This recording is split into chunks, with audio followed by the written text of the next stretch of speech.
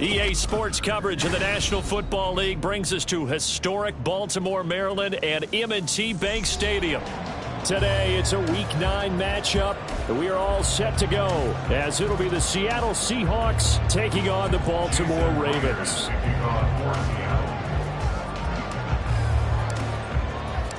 The first 2 months of the regular season down. What will the final 2 bring us as we're off in Week 9? And a fair catch signaled for and taken successfully.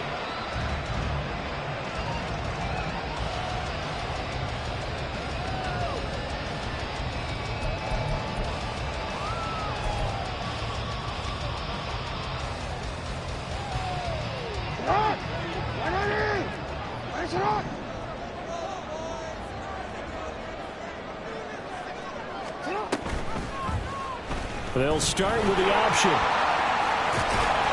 And he's able to take this one up to the 35-yard line.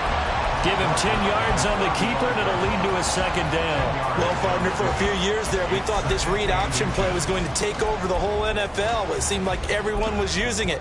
But it has been scaled back considerably in the last few seasons, mainly because people are worried about their quarterbacks getting hit. But when you call it at the right time and you use it properly, you see the type of gains you can get. A nice chunk of yardage there by the quarterback.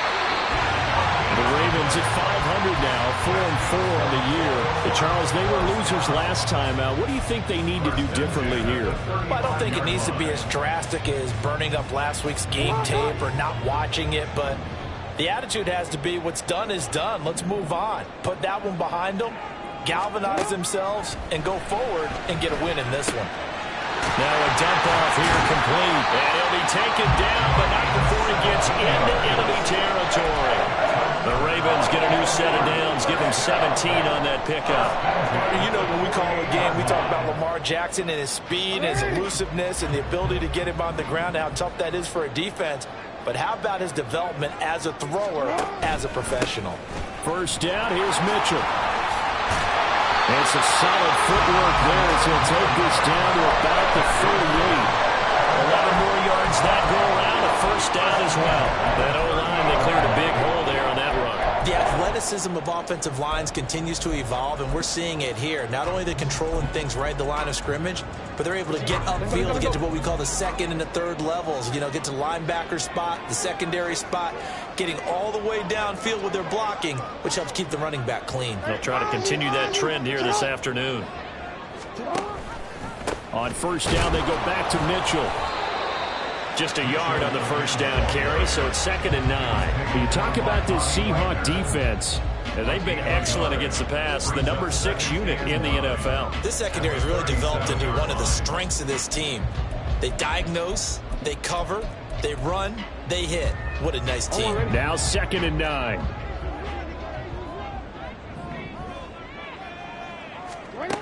Jackson. That's complete. It's Rashad Bateman. And this will go as a gain of 7 as he gets it to the 30-yard line. Well, this defense for the Seahawks very strong in that victory a week ago. Yeah, they only allowed 13 points, and you can poll all 32 coaches, and I guarantee you they'd say, we'll take that every single week.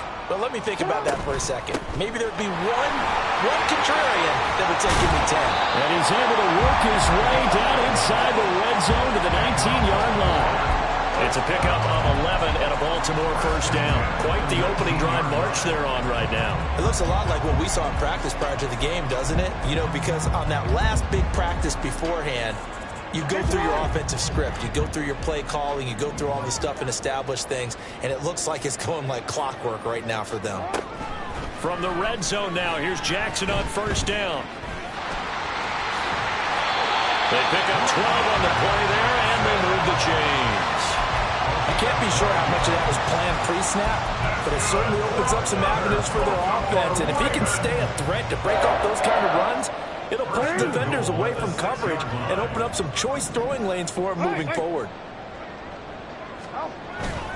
They'll run with Mitchell. And he is into the end zone for a Baltimore touchdown.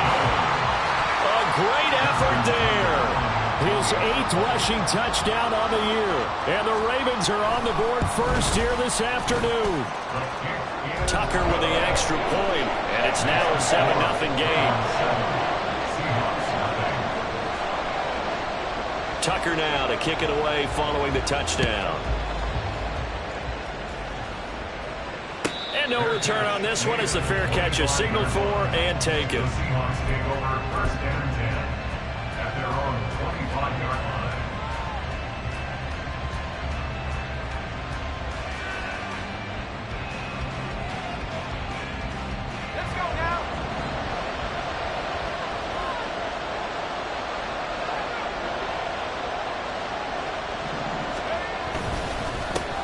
Here's Walker to start the drive. And he works his way forward to pick up 4 yards there on 2nd down.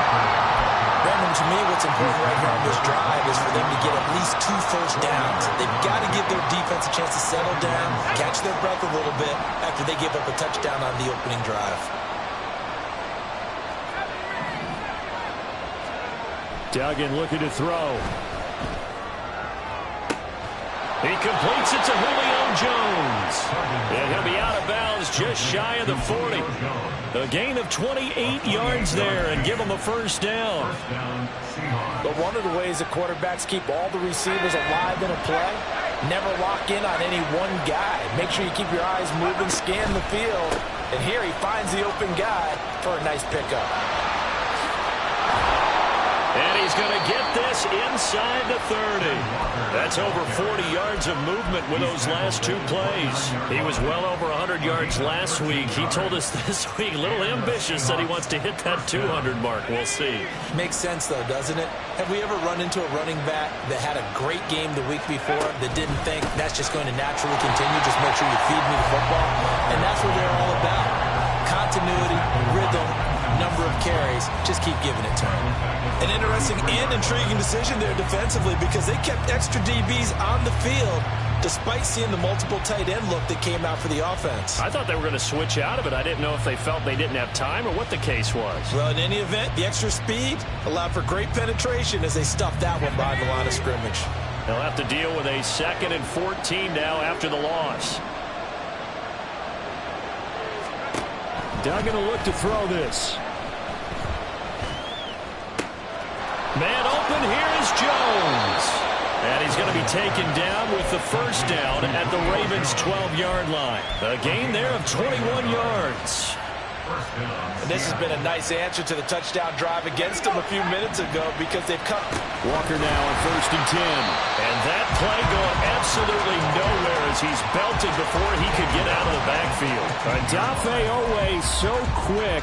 And he gets to him there behind the line. Pretty straightforward play there by the linebacker. He saw the run, went with straight-ahead pursuit, and dumped him behind the line of scrimmage.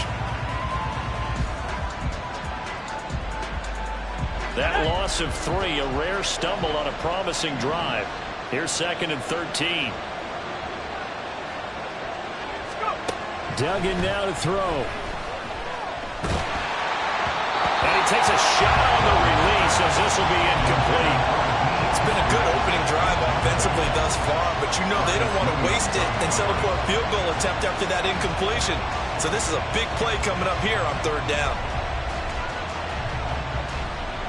A long way to go here on 3rd down for the 8th play of the drive.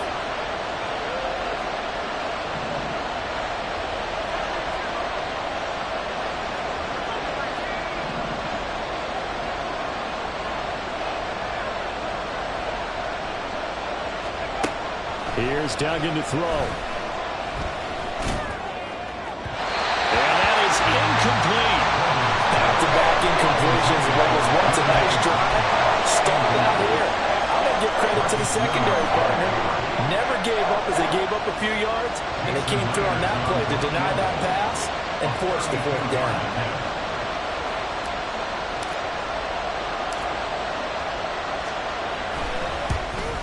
Myers' kick is good. So he's been automatic to this point of the season, and he connects on the field goal there. And what a luxury it is to have a kicker you can depend upon, partner, because he hasn't missed all year long. Converts on that one as well. And kudos to you. You didn't jinx him.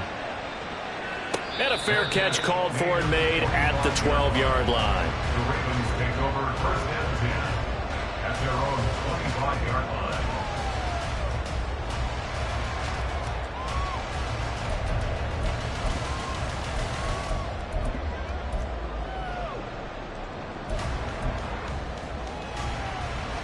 The Raven offense set at the line for this next drive. 4-4 their record through 8 games on the season. Would you say that this team has overperformed, underperformed, or are they kind of right where you thought that they would be? Do you mind if I say yes, yes, and yes? Because ultimately to me, 4-4 is about where they should be, because we've seen weeks where they've been really, really good. They've looked terrific. Other weeks where we wondered just how good is this team.